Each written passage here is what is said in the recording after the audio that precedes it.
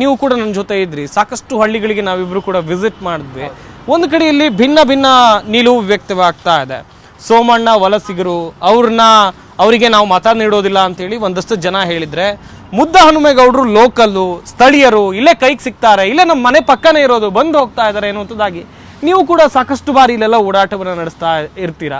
ಒಂದು ಕಡೆಯಲ್ಲಿ ಇಲ್ಲಿನ ಜನರ ನಾಡಿ ಮಿಡಿತ, ಮತದಾರರ ನಾಡಿ ಮಿಡಿತ ಹೆಂಗಿದೆ ಅಂತ ಹೇಳಿ. ಇಂದಿನ ನಾವು ಈ ಚುನಾವಣೆಯಿಂದ ಹಿಂದಿನ ಕೆಲವು ನೋಡೋದಾದರೆ ಸಾಕಷ್ಟು ಇಲ್ಲಿ ಒಂದು ಗೌಡರು ಮತ್ತು ಲಿಂಗಾಯತರು ಈ ಕ್ಯಾಟಗರಿಯವರು ಹೆಚ್ಚು ಇಲ್ಲಿ ಸಾಕಷ್ಟು ಪ್ರಾಬಲ್ಯವನ್ನು ಮತ್ತು ಸಂಸದರಾಗಿ ಆಯ್ಕೆ ಆಗಿರು. ಯಾಕೆಂದರೆ ಸೋಮಣ್ಣ ಅವರು ಹೊರಗಿನವರು ಅನ್ನೋದನ್ನು ಬಿ ಜೆ ಪಿಯವರು ಹುಟ್ಟಾಕಿರೋದು. ಅಂದರೆ ಕಾಂಗ್ರೆಸ್ಸಿಗರು ಅಥವಾ ಬೇರೆ ಯಾರು ಹುಟ್ಟಾಕಿದ್ದಲ್ಲ, ಸ್ಥಳೀಯರು ಹುಟ್ಟಾಕಿದ್ದಲ್ಲ.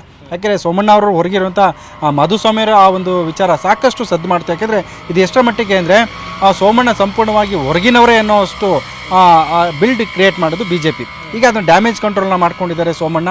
ಇದರ ನಡುವೆ ಮುದ್ದಹನುಮೇಗೌಡರು ಕೂಡ ಸಾಕಷ್ಟು ಕ್ಷೇತ್ರಗಳಿಗೆ ಓಡಾಡ್ಕೊಂಡಿದ್ದಾರೆ. ಯಾಕೆಂದರೆ ಮುದ್ದಹನುಮೇಗೌಡರು ತಡವಾಗಿ ಕಾಂಗ್ರೆಸ್ಗೆ ಬಂದರು ಅನ್ನೋದು. ಯಾಕೆ ಕಾಂಗ್ರೆಸ್ಗೆ ಮೊದಲೇ ಬಂದಿದ್ದರೆ ಮುದ್ದಹನುಮೇಗೌಡರಿಗೆ ಒಂದಷ್ಟು ಪ್ಲಸ್ ಆಗ್ತಿತ್ತು ಅಂತ ಜನ ಮಾತಾಡ್ಕೊತಾರೆ. ಯಾಕೆಂದರೆ ಸೋಮಣ್ಣ ಯಾಕೆಂದರೆ 2 ಕ್ಷೇತ್ರ, ಚಾಮರಾಜನಗರ ಮತ್ತು ವರ್ಣ 2 ಕ್ಷೇತ್ರದಲ್ಲಿ ಸೋತ ನಂತರ ಟಾರ್ಗೆಟ್ ಮಾಡ್ಕೊಂಡಿದ್ದು ತುಮಕೂರನ್ನು. ಯಾಕೆಂದರೆ ತುಮಕೂರಿಗೆ ಸೋಮಣ್ಣ ಕೇವಲ ನಿನ್ನೆ ಮೊನ್ನೆ ಬರ್ತಲ್ಲ, ಹಲವು ದಶಕಗಳಿಂದ ಬಂದವರು. ಯಾಕೆಂದರೆ ಸಿದ್ಧಗಂಗಾ ಶ್ರೀಗಳು, ಲಿಂಗಕ್ಕೆ ಡಾಕ್ಟರ್ ಶಿವಕುಮಾರ ಸ್ವಾಮೀಜಿಗಳು ಇದ್ದಂಥ ಸಂದರ್ಭ ಕೂಡ ಅವರ ಸೇವೆಯನ್ನು ಮಾಡ್ಕೊಳ್ತಾ ಮತ್ತು ತುಮಕೂರಲ್ಲೂ ಕೂಡ ಒಂದು ಬಾರಿ ಜಿಲ್ಲಾ ಉಸ್ತುವಾರಿಯಾಗಿ ತಮ್ಮ ಕೆಲಸವನ್ನ ಮೂಲಕ ಜನರನ್ನು ಗಮನ ಸೆಳೆದವರು.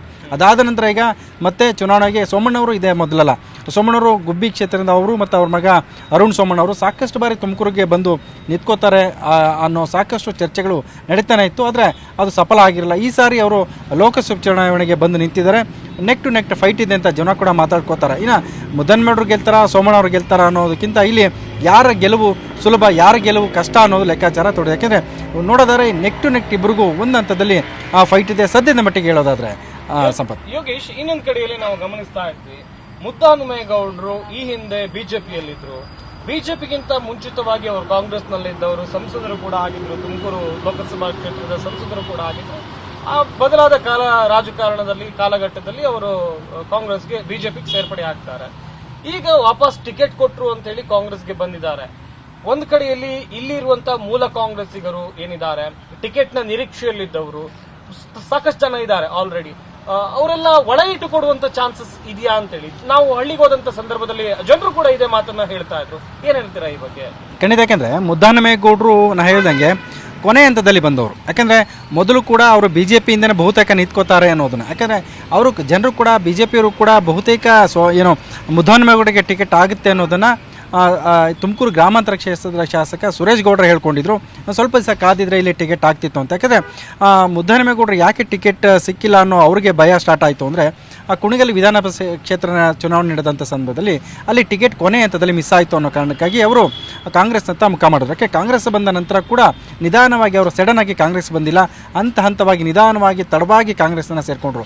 ಅಷ್ಟೊತ್ತಿಗಾಗಲೇ ಮುರಳೀಧರ ಹಾಲಪ್ಪ, ನಿಖೇತ್ ಮೌರ್ಯ ಏನಿದ್ದಾರೆ ಸಾಕಷ್ಟು ಪ್ರಚಾರದಲ್ಲಿದ್ದರು. ಮತ್ತು ಅವರಿಬ್ಬರಲ್ಲಿ ಒಬ್ಬರಿಗೆ ಟಿಕೆಟ್ ಆಗುತ್ತೆ ಅನ್ನೋ ಮಾತುಗಳು ಸಾಕಷ್ಟು ಚರ್ಚೆ ಬಂದಿದೆ. ಅದು ಪ್ರಮುಖವಾಗಿ ಮುರಳೀಧರ ಹಾಲಪ್ಪ ನನಗೆ ಟಿಕೆಟ್ ಸಿಗುತ್ತೆ, ಸರ್ವೆಗಳೆಲ್ಲ ಕೂಡ ನನ್ನ ಹೆಸರೇ ಬಂದಿದೆ ಅನ್ನೋ ಕೂಡ ಅವರು ಸ್ವಯಂಪ್ರೇರಿತವಾಗಿ ಒಂದಷ್ಟು ಪ್ರಚಾರನ ಕೈಗೊಂಡಿದ್ದಾರೆ. ಅಂದರೆ ಅವ್ರಿಗೆ ಏನು ದಿಢೀರಂತ ಮುದ್ದಹನುಮೇಗೌಡರು ಕಾಂಗ್ರೆಸ್ಗೆ ಬಂದರು, ಕಾಂಗ್ರೆಸ್ಗೆ ಕರ್ತಂದರು.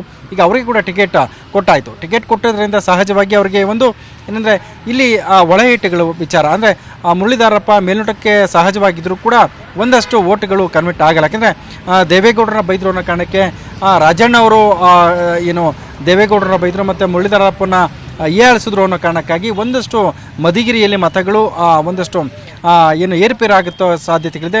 ಯಾಕೆಂದರೆ ಹಾಲಪ್ಪ ಅವರು ಏನು ಒಂದು ಸ್ಥಳೀಯ ಮಟ್ಟದಲ್ಲಿ ಒಂದಷ್ಟು ಕಾರ್ಯಕರ್ತರನ್ನ ಹೊಂದಿದ್ದಾರೆ. ಯಾಕೆಂದರೆ ಈ ಹಿಂದೆ ಸರ್ಕಾರದಿಂದ ಕೃಷಿ ಏನು ಅವರು ಒಂದು ನಿಗಮ ಮಂಡಳಿ ಇತ್ತು, ಆ ನಿಗಮ ಮೂಲಕ ಒಂದಷ್ಟು ಯುವಕರನ್ನ ತನ್ನತ್ತ ಸೆಳ್ಕೊಳ್ಳೋ ಪ್ರಯತ್ನ ಮಾಡಿದ್ರದ್ದು ಯಶಸ್ವಿಯಾಗಿದೆ. ಹಾಗಾಗಿ ಒಂದಷ್ಟು ಜನರು ಕೂಡ ಹಾಲಪ್ಪ ಅವರಿಗೆ ಟಿಕೆಟ್ ಕೊಡಬೇಕಂತ ಒತ್ತಾಯ ಮಾಡಿದರು. ಅವರು ಕೂಡ ಮುರಳೀಧರ ಹಾಲಪ್ಪ ಅವರು ಒಂದು ಹಂತದಲ್ಲಿ ಸಮಾಧಾನ ಆಗಿದ್ರು ಕೂಡ ಅವರ ಆಂತರಿಕವಾಗಿ ಒಂದಷ್ಟು ಅಸಮಾಧಾನ ಇದ್ದದೆ. ಹಾಗಾಗಿ ಈ ಚುನಾವಣೆಯಲ್ಲಿ ಯಾವ ರೀತಿ ಪರಿಣಾಮ ಬೀರುತ್ತೆ ಅಂತ ಅವರು ಒಂದಷ್ಟು ಪರಿಣಾಮಕಾರಿಯಾಗಿ ನಿಂತ್ಕೋತಾರೆ ಅನ್ನೋದು ಗೊತ್ತಾಗುತ್ತೆ. ಜಿ ಕನ್ನಡ ನ್ಯೂಸ್ ಈಗ ನಿಮ್ಮ ಮನೆಯಲ್ಲೇ ನೋಡಿ. ಎಲ್ಲ ಕೇಬಲ್ಗಳಲ್ಲಿ ಈಗ ಲಭ್ಯ.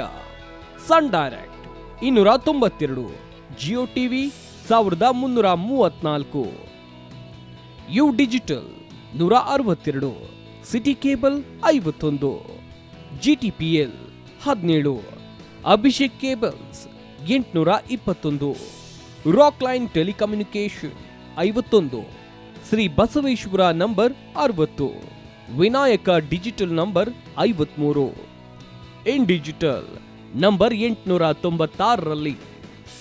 ನಿಮ್ಮಿಸ್ತದ ಜಿ ಕನ್ನಡ ನ್ಯೂಸ್ ನೋಡಿ ಆನಂದಿಸಿ.